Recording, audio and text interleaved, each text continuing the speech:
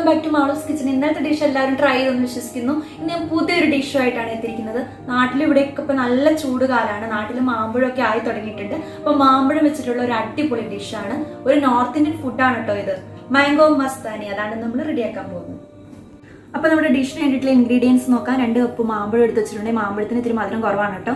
അതുപോലെ 2 scoop vanilla ice cream എടുത്തിട്ടുണ്ട്. 3 table spoon പഞ്ചസാര കുറച്ച് അധികം എടുത്തിട്ടുണ്ട്.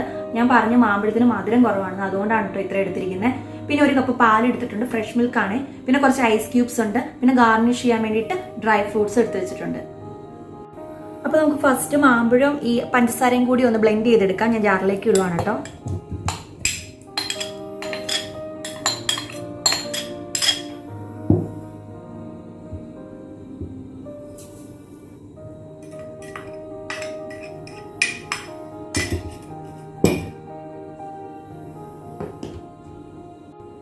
അപ്പം നമ്മുടെ മാംഗോ പൾപ്പ് ഇവിടെ റെഡി ആയിട്ടിരിക്കുന്നുണ്ട്. ഇതിൻ്റെ അകത്തേക്ക് കുറച്ച് പാലും ഐസ് ക്യൂബ്സും കൂടി ഇട്ട് ഒന്നും കൂടി ബ്ലെൻഡ് ചെയ്തെടുക്കാം. നമുക്ക് പാല് ഞാൻ മിക്സ് ചെയ്ത് കൊടുക്കുകയാണ് കേട്ടോ.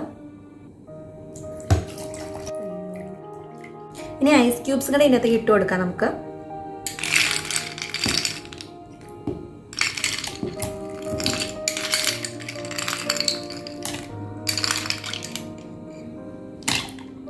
ഇനി ഒന്നും കൂടി നല്ലപോലെ ബ്ലെൻഡ് ചെയ്തെടുക്കാം.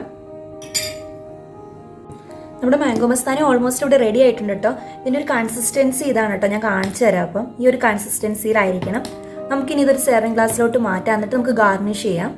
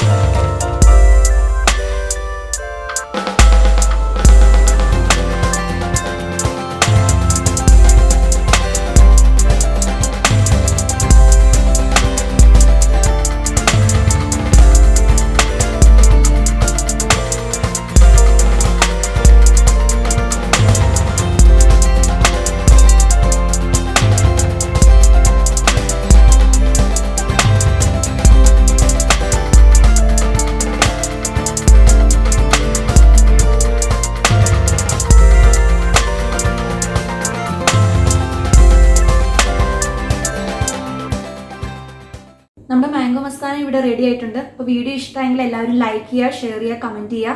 ചാനൽ ഇതുവരെ സബ്സ്ക്രൈബ് ചെയ്യാതെ സബ്സ്ക്രൈബ് ചെയ്യുക.